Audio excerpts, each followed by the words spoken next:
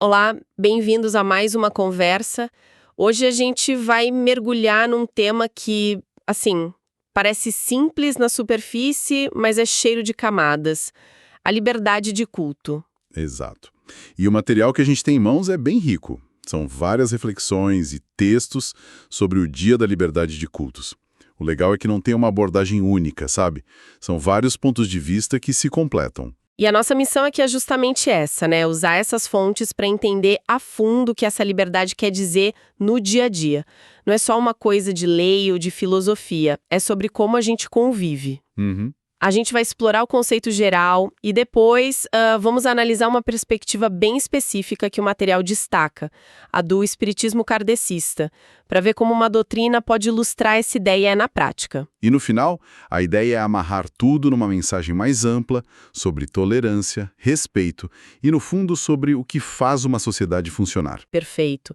Então, para começar, a definição básica que os textos trazem já é bem mais ampla do que a gente costuma pensar, né? Bem mais. Não se trata só de poder ir à igreja, ao templo ou à mesquita no fim de semana. Certo. O ponto central, que é repetido de várias formas, é que essa liberdade inclui o direito de crer, não crer, mudar de crença. E até de expressar a própria fé, né? Exatamente. E tudo isso sem medo de perseguição ou discriminação. É uma proteção que vale para todo mundo, para quem tem fé e para quem não tem. Entendi.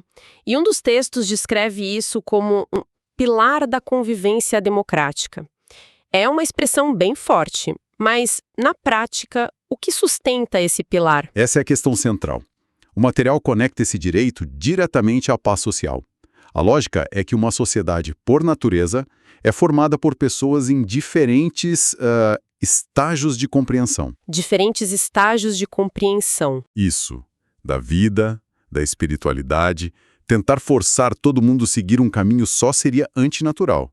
Sabe? Gera conflito. Então, essa liberdade seria o reconhecimento de que cada pessoa tem seu próprio ritmo, sua própria jornada? Justamente.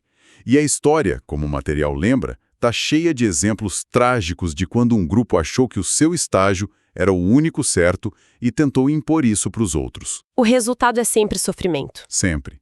Por isso que essa liberdade não é só um direito individual. É uma condição para a harmonia social. Faz sentido.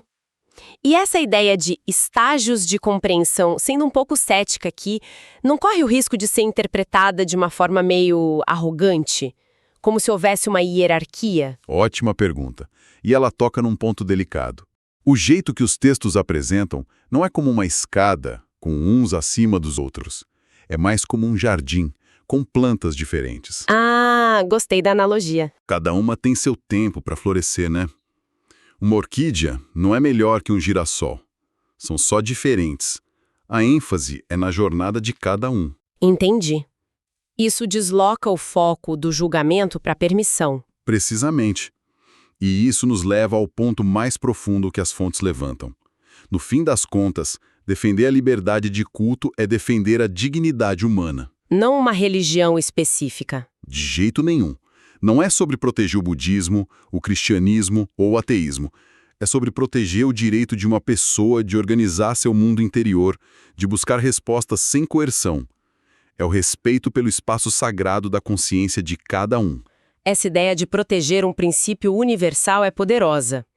E o que eu achei fascinante foi ver como as fontes pegam esse princípio e mostram uma doutrina específica, o espiritismo kardecista, construindo sua lógica em cima dele. Sim, é um estudo de caso muito interessante. Porque o espiritismo, como o Kardec codificou, já nasceu num ambiente de muita efervescência científica no século XIX. Então ele sempre teve essa base forte na investigação, na razão. O que leva a um conceito que me chamou muito a atenção: fé raciocinada. Parece quase um paradoxo, né? A gente costuma associar fé a algo que está além da razão. É o coração do argumento deles. A fé raciocinada é apresentada como uma convicção que não teme ao questionamento. Pelo contrário. Ela se fortalece com ele. Exato. É uma fé que passa pelo filtro da lógica, do bom senso. Uma crença imposta pelo medo ou pela autoridade cega não seria uma fé madura, entende? Aham. É por isso que um dos textos usa uma expressão tão forte, Diz que obrigar alguém a crer é violentar a consciência e atrasar o progresso moral. Violentar a consciência é realmente pesado. A implicação é que uma crença forçada é oca, não tem valor espiritual de verdade. Exatamente.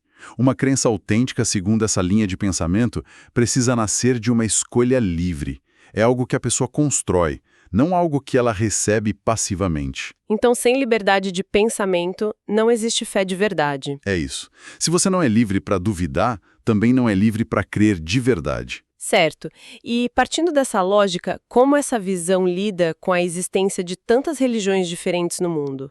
Se a razão é o guia, não deveríamos todos chegar na mesma conclusão? Essa é outra questão importante que o material aborda.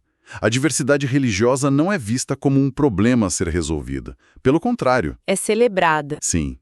Como uma expressão da diversidade espiritual da humanidade. A ideia é que, como as pessoas são diferentes, elas precisam de caminhos diferentes para aprender e evoluir. Voltando à metáfora do jardim. Exatamente. Você não espera que todas as plantas precisem da mesma quantidade de sol. O material sugere que, desde que um caminho religioso promova o bem, o amor, ele é válido como uma escola para a alma. O problema nunca é a diversidade, mas quando um caminho tenta bloquear todos os outros. Ok, então saindo um pouco dessa lente específica e voltando para a convivência de todo mundo, no dia a dia. Como tudo isso se traduz em ações práticas? As fontes trazem uma mensagem mais universal, que eles chamam de ecumênica. Sim. E aqui a discussão se amplia para princípios de convivência que servem para qualquer um, tendo uma religião ou não. O ponto de partida é conectar a liberdade de culto diretamente à liberdade de pensamento. Uma é a manifestação externa da outra. Quase isso. E tem uma frase no material que parece ser a síntese de tudo. Respeitar o outro não exige concordar. Apenas reconhecer que a diversidade faz parte da convivência humana. É uma frase que soa muito bem, mas que na prática é incrivelmente difícil, não acha? Especialmente quando a gente discorda sobre valores fundamentais. Sem dúvida, é o grande desafio da vida em sociedade. Mas o que essa frase faz é desmontar uma armadilha muito comum. A ideia de que para conviver em paz, a gente precisa primeiro concordar em tudo. Ou que o outro precisa se tornar igual a mim. Pois é. O respeito nesse contexto não é aprovação. É o reconhecimento da legitimidade da existência do outro, com todas as suas diferenças. Eu não preciso adotar a sua crença para defender o seu direito de tê-la. E a partir desse reconhecimento, os textos constroem uma lógica bem direta, né? Simples e poderosa. Onde há respeito, há diálogo. Onde há diálogo, há paz. É quase uma fórmula. O respeito é a condição inicial. Sem ele, a comunicação vira um monólogo de gritos. Ou, no pior dos casos, violência. Exato. E, claro, o material também aborda o oposto disso. Tem uma crítica bem dura à intolerância religiosa. Como eles descrevem? Sem meias palavras, atraso moral. A análise é que agredir alguém pela fé revela uma imensa falta de empatia. A fonte é categórica. Nenhuma crença justifica o ódio. Nenhuma fé autoriza a violência. Isso estabelece um limite muito claro. Um limite que não pode ser cruzado. A sua liberdade de crença termina onde começa a agressão à divindade do outro. Certo. Então, se a gente juntar as peças de tudo que a gente analisou, a gente começou com uma definição ampla de liberdade de culto, que inclui tanto crer quanto não crer. Vimos como isso funciona como um pilar para a paz social, por aceitar a diversidade como algo natural. Depois, a conversa passou pela ideia de que mais do que um direito, é um dever de respeito focado na dignidade humana, algo que está acima de qualquer dogma. Isso. E a perspectiva espírita com a fé raciocinada serviu como um estudo de caso, mostrando como uma fé pode se basear na liberdade de escolha. E o fio condutor que amarra tudo isso. É que uma convicção verdadeira, seja ela qual for, só pode nascer da liberdade. A imposição gera obediência, mas nunca uma transformação real. A livre escolha cria convicções maduras. E a conclusão que uma das fontes oferece, à luz dessa perspectiva, resume tudo de forma bem marcante. Sim, é uma frase que fica na cabeça. Respeitar a fé do outro é sinal de progresso. Impor a própria fé é sinal de atraso. E o mais interessante é que Embora venha de um contexto específico, a ideia é completamente universal. Totalmente. Serve para qualquer tipo de convicção, não só religiosa.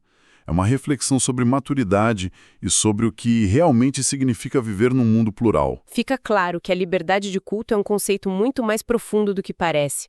Não é só uma questão legal, está ligada à nossa capacidade de progredir como sociedade. As fontes nos deixam com essa mensagem forte. O respeito pela diversidade não é uma questão de boas maneiras, sabe? É um elemento estrutural de uma sociedade saudável. E essa nossa conversa toda nos leva a uma reflexão final, algo para continuar pensando depois daqui.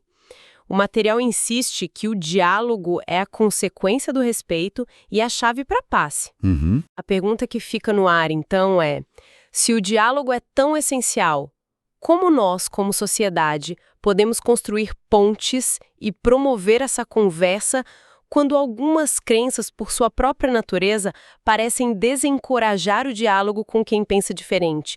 Como se conversa com quem não quer conversar?